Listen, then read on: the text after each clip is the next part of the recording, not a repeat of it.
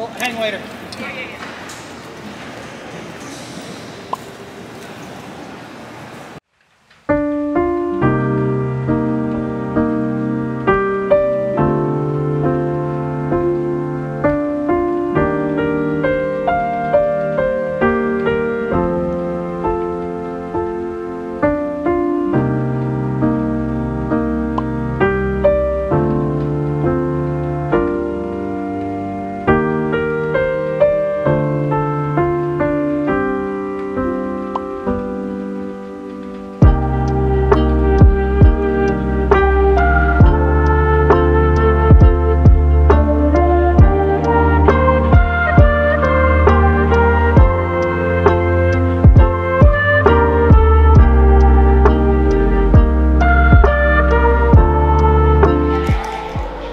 This is my display of original art stickers, but as you can see, is not quite filled out yet, and that's because I'm waiting to pick up an order of stickers from my manufacturer, who is also tabling at this con, so I'm gonna have to do that tomorrow. But otherwise, we're all set up for the day, and I'm ready to go back to the hotel.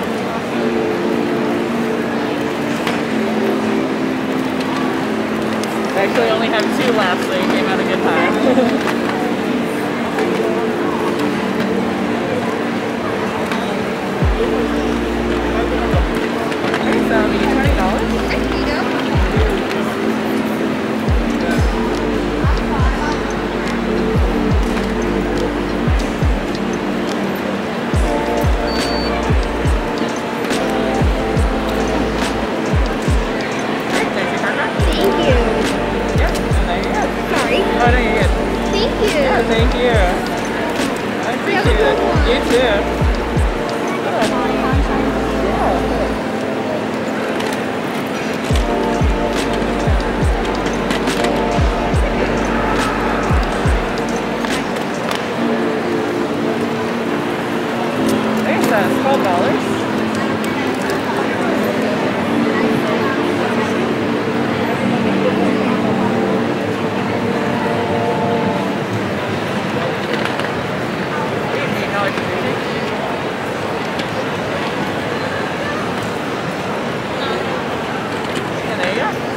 Yeah, thank you.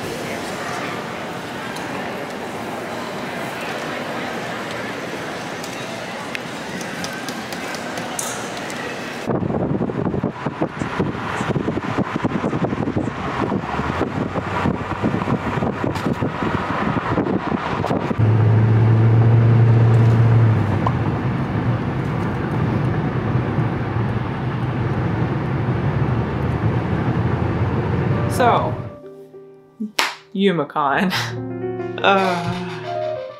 So first I want to start out by saying I always have a great time at this con. The attendees are always really great. I always see a bunch of artist friends that I've made here and that I only get to see at Michigan shows. And I absolutely love Detroit as a city in general. I also always make consistently good money here. I think I've been going for 6 years now, and I've always been really happy with the amount of income I've made at this convention. But with all that being said, this con is so disorganized. Every year when I apply, I think, maybe this is the year where everything goes perfectly. And every year, I'm shocked when everything does not go perfectly. The most stressful thing about this con that happened to me personally happened in 2019. Got accepted to the con and paid for my table like usual.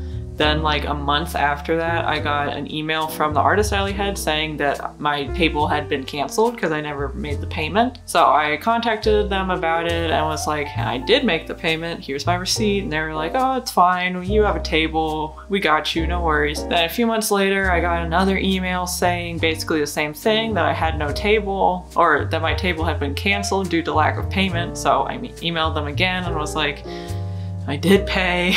What's up with that? And the person was like, don't worry about it, it's fine. Eventually, it was the week before the con. They had sent out the table placements for everyone, and I noticed my name was not on the table placement, so I emailed the person again and was like, where am I sitting? Do I have a table here? And they were like, yeah, it's fine, no worries. So we drove the 7 hours up to Detroit, and then when I went to check in, they told me I had no table. That did get sorted out, luckily. They just put a table at a random place and gave it to me. It ended up working out anyway, because my table was at the very front of the artist alley, and that was the very first thing that anybody saw coming into it, so it really worked out well for me. I got a lot of sales just from being in the front of the alley.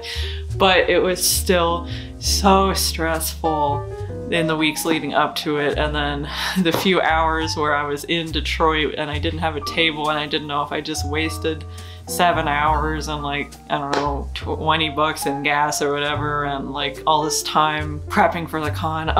Anyway, so that was my personal stressful moment. But I will say, like I said, that happened in 2019, and the artist alley head who did that is no longer with the convention. So last year in 2021, they had a new artist alley head, and honestly, I don't remember anything bad happening that year. I think everything went pretty okay for me. I think the new artist alley head is with the con in some other way as well, or had maybe been with the con for a while, because I did recognize their name before they took over, but I never like interacted with them at all, so I don't know. Like I said, last year, no major issues or anything, which is really nice, but this year's, I don't know, something like fell apart, I guess. In previous years, all communication for YumaCon was done via Facebook, you know, like a Facebook private group, which was just the worst. So this year they switched to doing Discord for all their things, but the problem is I feel like that has the exact same issues as a Facebook group. It's just on a different platform. I don't think it's any better, personally. You can maybe make the argument that more people use Discord, but I just do not like organizing important information via a platform that I want to play games with my friends on. I don't know, that's just me, I guess. Maybe I'm old-fashioned. We didn't get our table placements for Wednesday before the con. Like, we got them on Wednesday, the con starts on Friday kind of thing.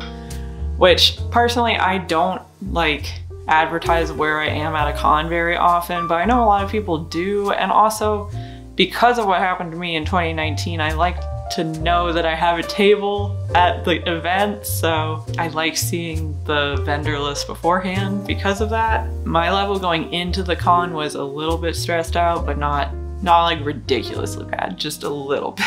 So one thing that they said was that they were gonna have pretty strict COVID protection protocol in place. So they had said ahead of time that everybody was required to wear a mask at all times. Vaccine or negative test results were mandatory to get your badges and for vendors to get their table placement. When I went to go check in, I was a little disappointed because I saw tons of people not wearing masks. You know, I can understand maybe you don't want to wear a mask while you're setting up because it does take some physical strength, and I can understand if people don't want to be like huffing and puffing through a mask while they're setting up. Now, I personally do not have an issue with it, but I can at least understand where people are coming from who would think that. So I thought that the people not wearing masks was just gonna be an issue during setup and teardown probably, which I can live with that, whatever. But I then found out during the open hours on Friday that they did not really have anybody checking masks at the door or enforcing masks at the door.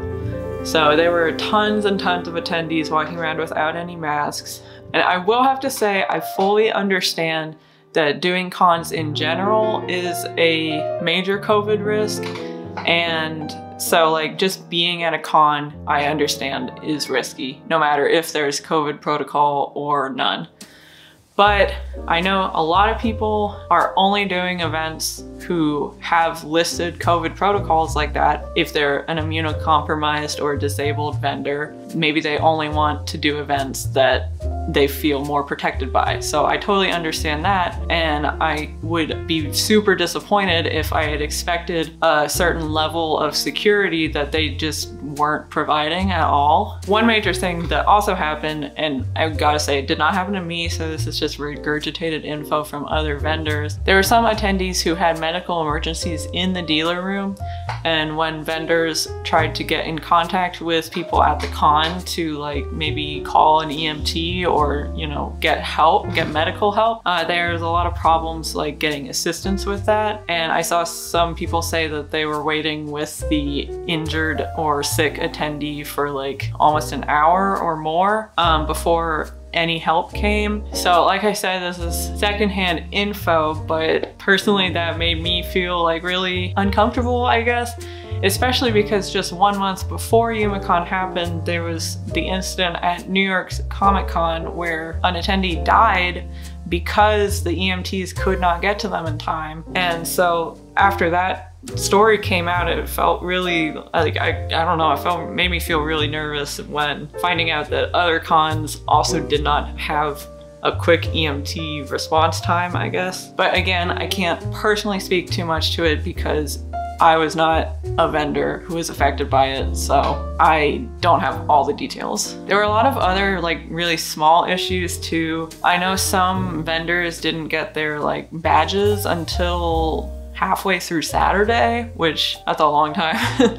Another small issue that they had was that this year they were doing something new, and the Artist Alley was supposed to be 50% fan art and 50% original art, which means like your table has to be at least 50% original art. It can be more than that, but no more than that of fan art, if that makes sense.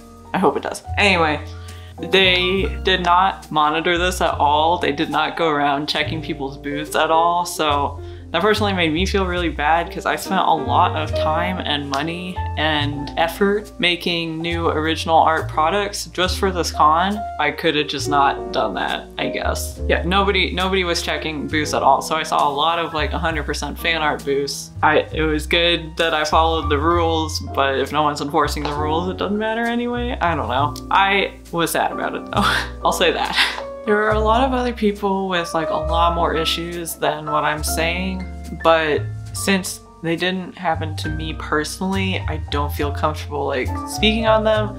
I don't know all the details. I'm sure that there are other people with their personal accounts that you can like look into. Overall, I just want to say that, oh my god, communication is so unfortunate with this con. I really want to reiterate that I do love YumaCon, and I have ultimately had a good time at every event that I've exhibited at or just attended in general, but they do have a lot of communication issues, and I really hope that they start working on that more in the future. I heard that they had a lot of trouble finding volunteers to run all the different positions at the con this year, which makes sense to me because convention staffing seems like a super difficult job, and I think that it deserves to be a paid position instead of a volunteer position. So I can completely understand why people maybe wouldn't want to do all of that work for no money. I will also say that the convention head did talk to the vendors and say that they are working on fixing all these problems for next year. I don't know how many years in a row they've been saying that, so I don't know if there's any hope in things actually getting fixed before next year. But I really do hope that they can fix these problems because I do love this convention. I want it to be a really great event that's fun to be at and not stressful to vend at. I don't know. I want this to be a successful event in every aspect, basically. So for all those reasons, I do find it difficult to recommend this con to other vendors and artists. Like, even though the money is there, the communication and organizational issues are a major problem in my opinion. If you have a high tolerance for things like this, and maybe you've been a vendor for a long time, so you have seen this at other cons and that kind of thing, then it's definitely not a bad show to sell at. You will make good money in my experience. But if you're less experienced, I might recommend sitting this one out for a while and just hoping that they get better in the next few years. I have hope. I really do. They have all the makings of a good event, and yeah, I don't know. The making of a good event is there for sure. I know it can happen. I just hope that it actually does. All that being said, am I going to apply for the con again next year? Yes. Am I going to once again hope that they have gotten their shit together? Yes. Am I going to be disappointed again? Only time will tell. We'll see. Hopefully not. So here's an update from editing me. I just want to reiterate that I really did have a good time at the con this year and I did make a good profit. I just also think that it's important to talk about some background info that regular attendees might not have heard about. I do believe that they can work on their issues to make this a truly great event because I personally had a good time in 2021, so I know that it's possible. I just think that there were a lot of mistakes and issues this year that deserve to be voiced so that people from the con know what the problems were, and also so that potential vendors and attendees can know what they're getting into. Thank you so much for watching this video, and I hope to see you in the next one.